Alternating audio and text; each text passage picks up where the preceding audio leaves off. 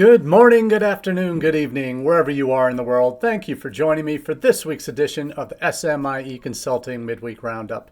It's Wednesday, April 17th, 2024, and today we're going to be answering 3 questions we've been hearing from international educators over the last 7 days. And first up, before we get to those questions, I want to say a particular shout out to those that have commented over the last couple of weeks. I haven't been on because of my travels to Latin America last 2 weeks. Now back in for the next day or so before I go out again to Thailand tomorrow afternoon for the IIE International Academic Partnership Program, where I'll be attending for University of Nevada, Las Vegas, along with one of my colleagues, Jake Thompson, Associate Vice Provost of Undergraduate and High Impact Education at the university. So we're going to be meeting with 28, 29 Thai universities next week in Bangkok and also Chiang Mai and Chiang Rai. Looking forward to connecting with some old colleagues in those areas, meeting some alumni from the university, and we'll talk more about that in next week's Live from Thailand.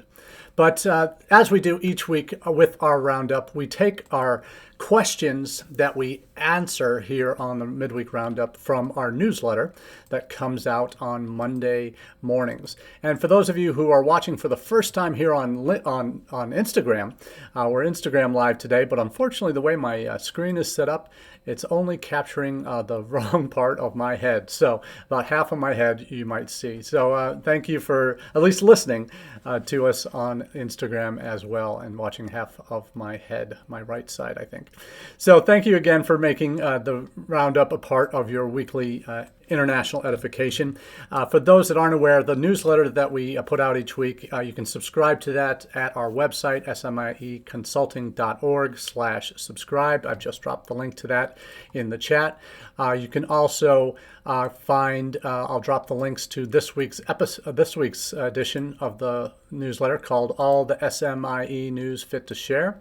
And in case you're wondering, SMIE stands for Social Media and International Education Consulting. So the email version you can subscribe to on our website, and we also have a LinkedIn version. That's where the greater majority of subscribers now receive our news. We're up to, between the two versions of the email and then the LinkedIn version, we now have over 1,825 subscribers. So very excited about that growth of the newsletter. 20 to 30 new people each week are joining in, subscribing to the newsletter. So very much appreciate those of you who have made that a part of your reading each week. But that's one of the reasons we developed these two items for our international education friends. The roundup here on Wednesdays and the newsletter on Mondays, because I know how busy you get. I know very few people actually have the time and energy to watch this live on Wednesdays at 1 p.m. Eastern. So it's podcasted as well in an audio-only version. It's on demand on LinkedIn, Facebook, Twitter, and YouTube. So I really encourage you to, if you are at all interested in these topics but don't have the time to do all the reading and digesting, subscribe to the newsletter either on LinkedIn or the email version on our website. That comes, it's about a 10-minute read each Monday max. Our hot takes on 20 to 30 news stories in social media and international education, and oftentimes where those two overlap. We cover those in our hot takes there on Mondays, and then 3 of those themes that we see developing in the news stories we cover in depth here on Wednesdays on the Midweek Roundup. So since it's been about 3 weeks since I've been on, I wanted to give a little refresher to those that are joining new. Those are trying to catch up and remember what we're talking about each week on the Roundup. We'll get right into the questions, but thanks again for everybody for making us a part of your journey each week in our profession. So the first question of the day, what's up with WhatsApp for business? So if you've been following what we do here at SMIE Consulting, you know, going back many years that we've been doing this podcast, the live chats here in podcast version, as well as the newsletter version on Mondays. We talk about the 6 Ps of strategic international enrollment management. And these are the 6 Ps that I developed as sort of my guiding philosophy on international enrollment management issues, and how each of these Ps, it's not a prescribed way of actually you have to do things this box, tick all these boxes in order to make sure you're doing it right. And it's not a one size fits all. It's a set of principles really that make up the philosophy that I hold dear to how international enrollment management should be conducted. And when I say in international enrollment management, I'm not talking about prospect to enrolled. I'm talking about prospect to successful alumni. And all those points in between, including the student experience on campus, on how vital those are in connecting the dots all the way through that journey to make sure that international students are getting the information they need, getting the services that they must have in order to succeed, and then also being equipped for the time after they graduate and leave your institutions. So that's the philosophy of SIEM. The 6 Ps that we talk about start with perspective, planning, platforms and partners, personalization, and peers. Those are the 6 Ps. And today we're going to be talking about a couple of those Ps. And one of those Ps is platforms, being on the right platforms. Because in every environment that you can think of, from business to education, everywhere in between, the guiding principles in terms of that will lead you to success, one of the most important is having a presence where your audience spends their time. And that's what I call live where your audience lives. And I'm not the only one who said that, but I've been preaching that for the last 15, 20 years of how we as international educators can be better reaching students, future students, in the places where they spend their time by having a presence using the tools that they use to communicate. And it has gotten, it's changed dramatically over the years. It used to be letters that we would mail out back in the 90s when I started as an international admissions counselor, to eventually emails, which still dominate to this day from the late 90s till today, as a way that students you can send the same email to thousands of students at once. But that's changed too. You can personalize those messages. In the mid-noughties, we started seeing the rise of social media as a way to get your message out in front of the right students. And part of that messaging that you need to be aware of and understand is, well, you can be sending all the messages out on Facebook you want, but if the audience you're after isn't on that platform, then it's kind of wasted effort, isn't it? So it involves a lot of data analysis of where the young people in the countries that you're recruiting are spending their time online. And it has increasingly become almost exclusively online sites, social media sites, messaging sites, platforms where students get their information. We've talked about in the past how TikTok is now the most important search site for students these days. And that's a scary thought, isn't it? TikTok being the place where students are getting their information as opposed to Google. It's more significant for students in terms of where they get their information on and searching for information. They'll use TikTok to search rather than over Google. Not that they're not using Google, but it's more prevalent that they're using TikTok. And that's a scary thing. But when it comes to communicating directly with students, you need to be on platforms and messaging platforms specifically. So we've gone from these social media platforms where you could broadcast a message out on a Facebook page or a YouTube channel that would be one to many of your entire audience. But now the expectation is that it be more personalized. So we're talking about the personalization P, but we're also talking about the platform P here. And that is knowing which of the messaging platforms your students are on. And are you able to collect that information and then communicate to that group using a university account or even a personal account? Many recruiters I know, they'll use their personal WhatsApp to connect with students that they meet at college fairs in India or other countries, for example. And WhatsApp is not the only platform you can be on, but it is one of the most dominant messaging platforms in the world. Certainly outside of China, it is the #1 platform, followed by, I think, Messenger. So that is something that you need to be aware of, where the youth in the countries you're targeting are spending their time in terms of messaging, and knowing where they are, knowing that you can capture their information either on inquiry cards, QR codes that lead to inquiry forms that students are filling out, capturing a WhatsApp number or messaging app number that you can then turn around and build into a communication strategy that targets those students by messaging app. There are now platforms that are coming out that allow you to manage one-to-many or one-to-group communications using WhatsApp, including Sonorbis. They've developed a kind of an Asia-specific WhatsApp platform that you'll be able to control messaging out to students as long as you've captured their contact details to begin with. So that is a real possibility.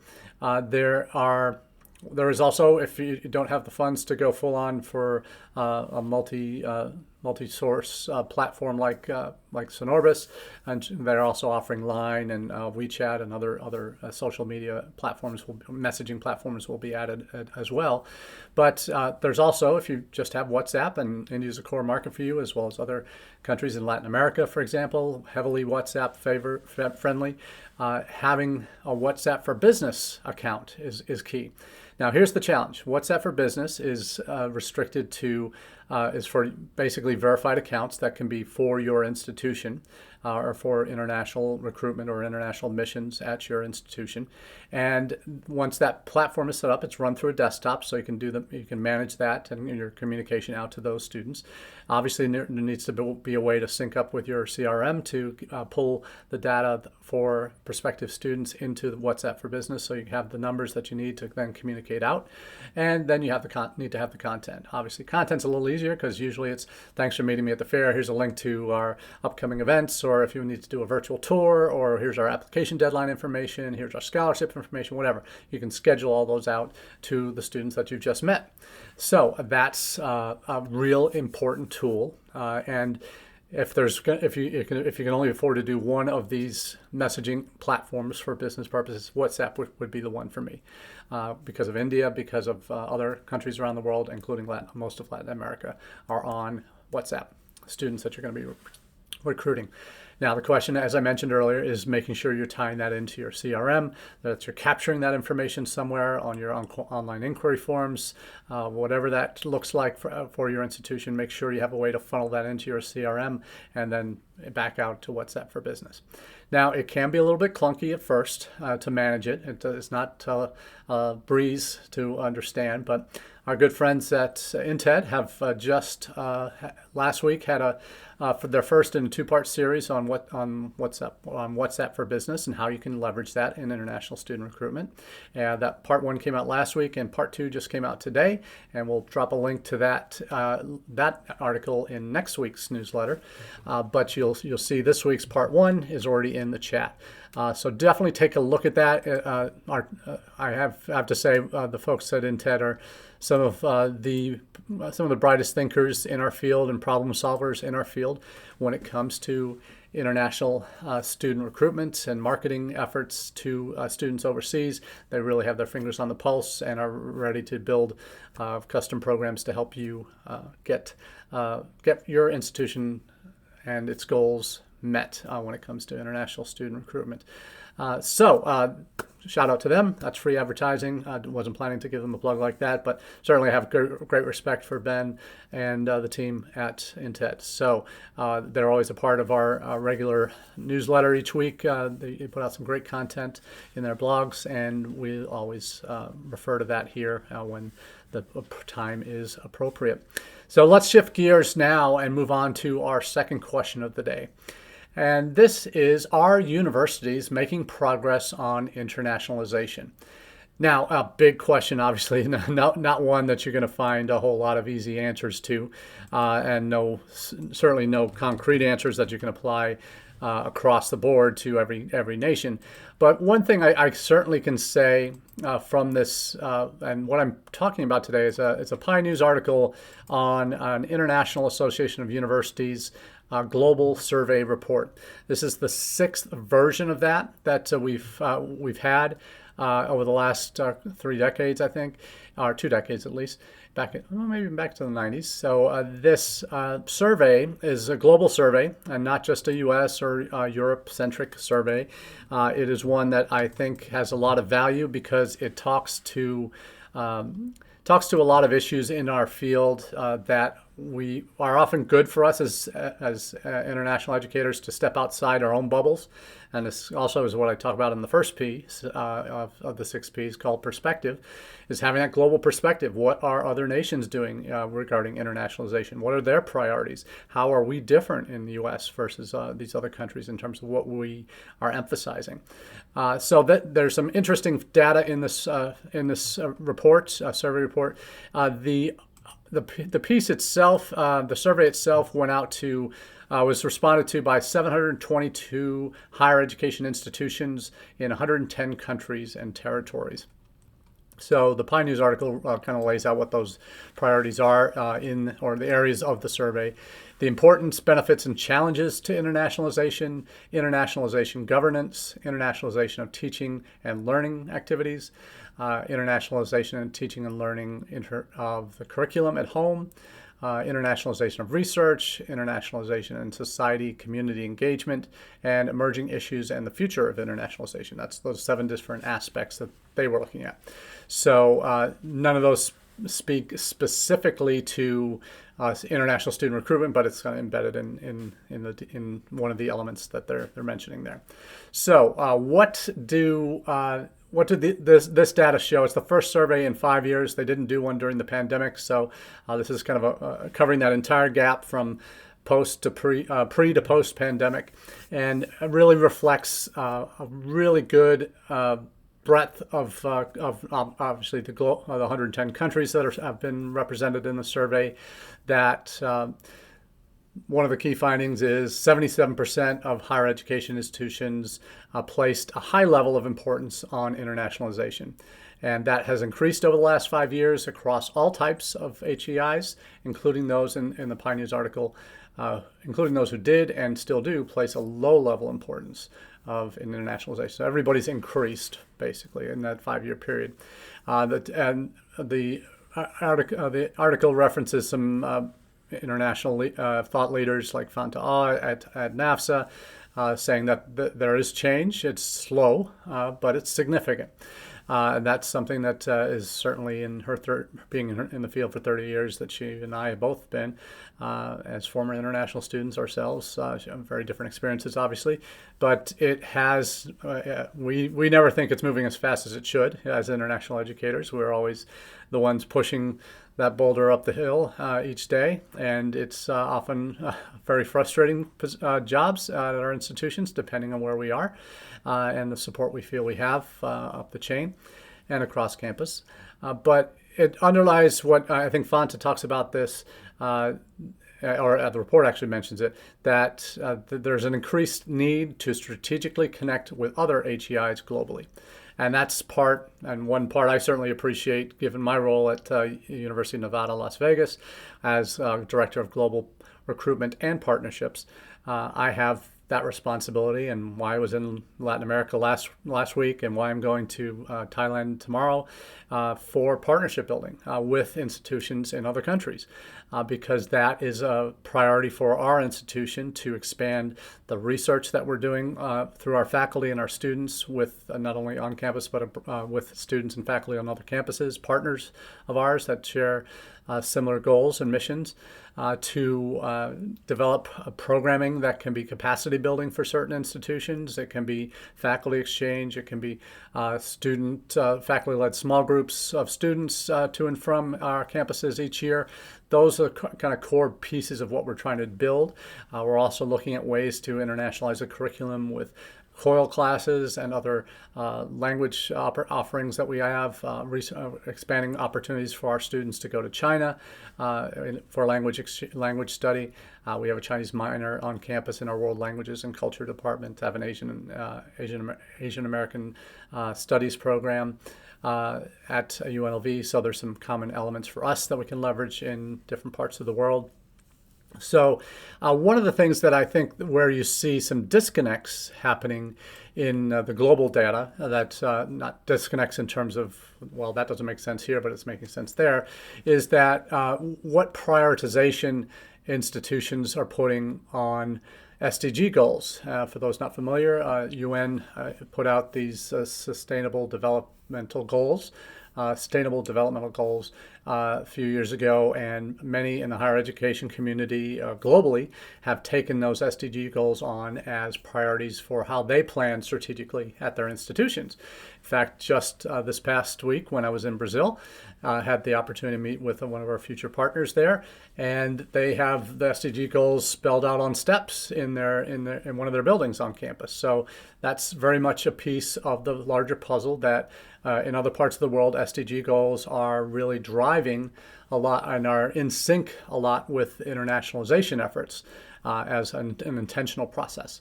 So, but in the United States, less than half of institutions in the U.S. are using SDG goals and tying those directly to their internationalization priorities. So there are some disconnects in the United States.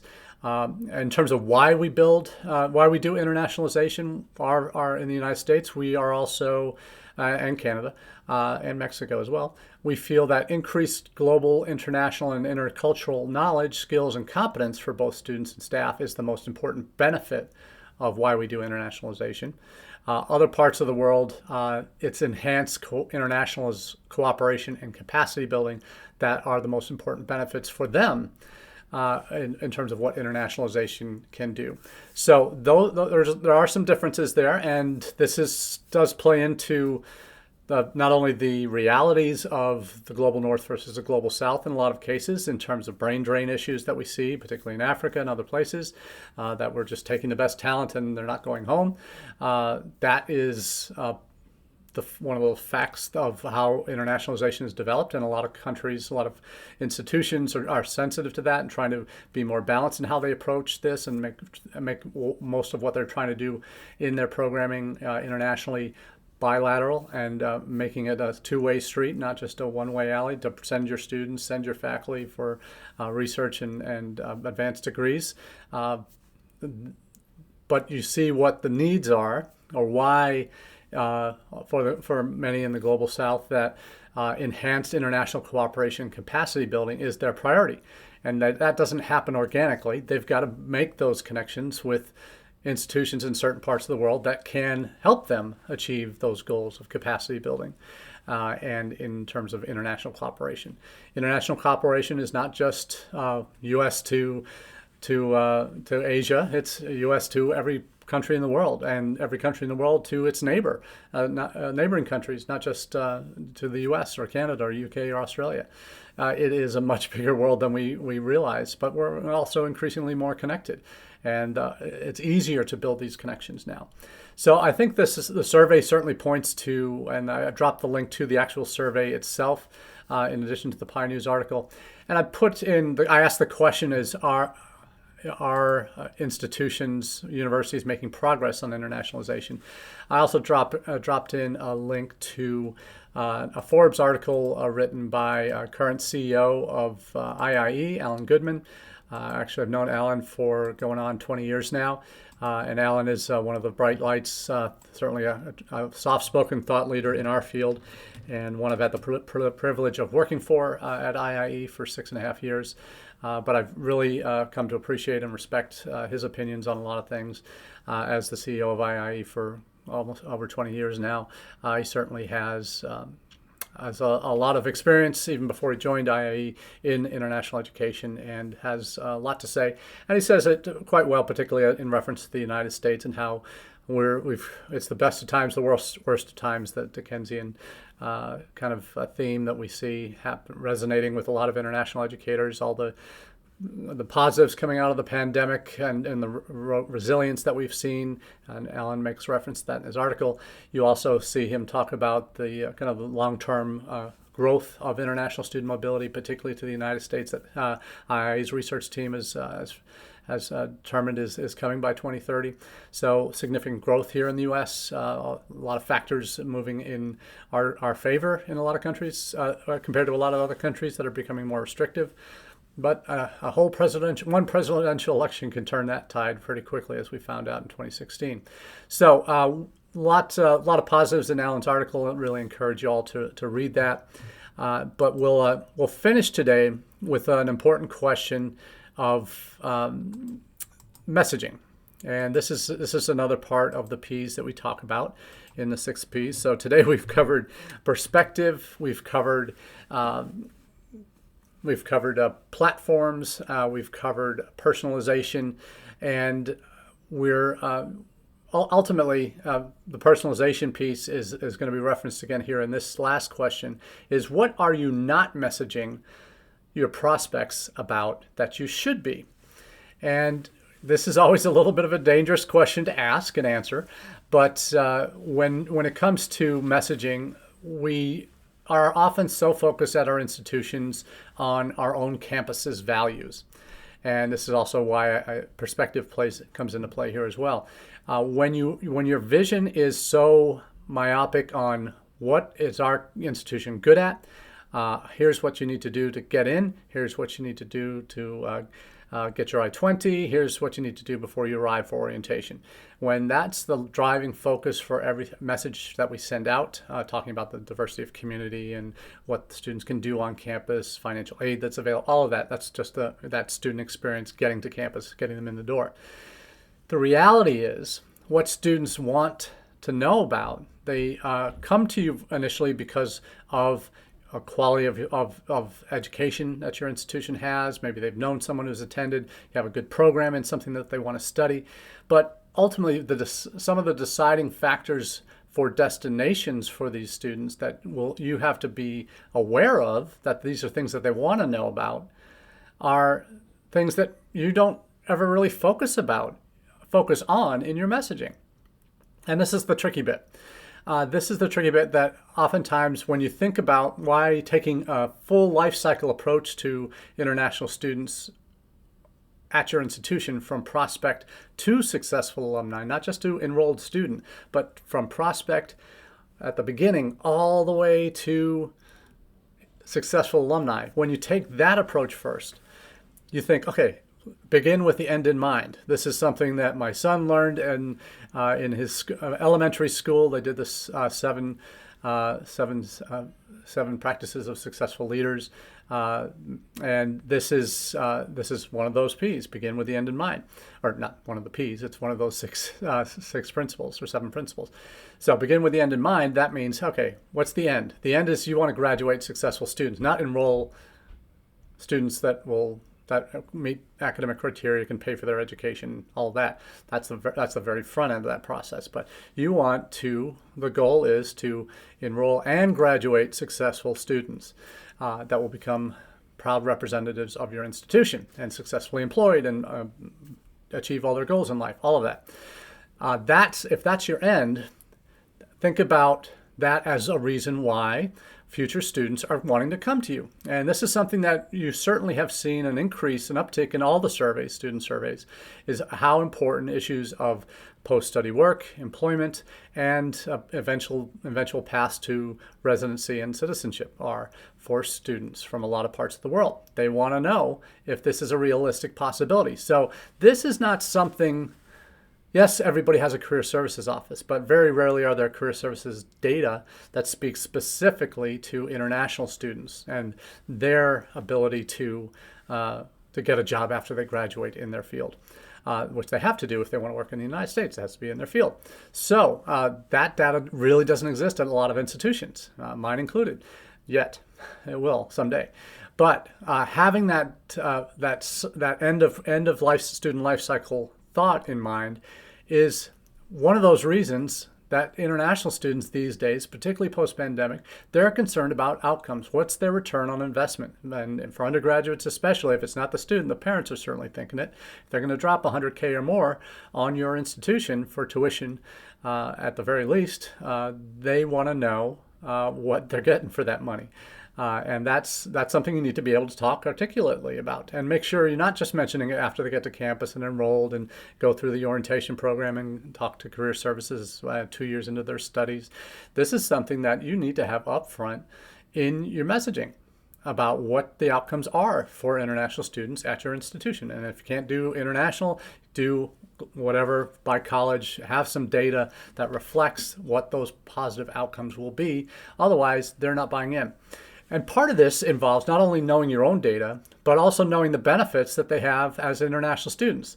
Obviously, international student scholar offices are going to be involved in the messaging to students, particularly as they're coming into the university, pre-arrival, pre-departure, all that kind of fun stuff, and orientation, and then thereafter. But they can also be great resources for you to talk about that value of, here's, as an international student in the United States, you get 1 year of post-study work in your field of study that you can start within, have to start within 30 days. That process can start within 90 days or 30 days of your graduation date. Then can last up to 13 months after you've finished. Or if you're in a STEM program, you can have up to 36 months of that work permission. So it's being able to articulate that. But that requires not just a straight admissions language that you have going out, but it has, you need to have that background for what the benefits for international students coming to the United States as a whole are.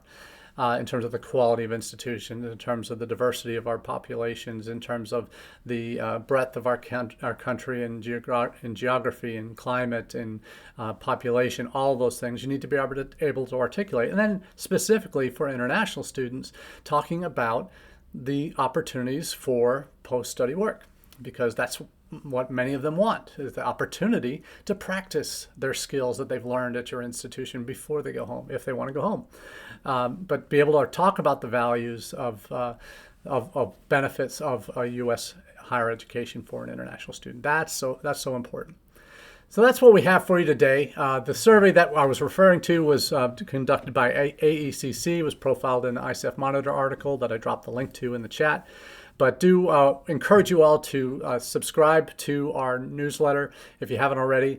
Also, if you're a podcast listener, get the audio-only version of this SMIE Consulting Midweek Roundup on all your favorite podcast providers, Podbean, Stitcher, as well as Google and iTunes. So please do make us a regular part of your listening, and look forward to chatting with you in the weeks to come. And next week I'll be live on the road in Chiang Mai, Thailand for our Wednesday Midweek Roundup. So until then, we look forward to chatting with you then. Have a great day.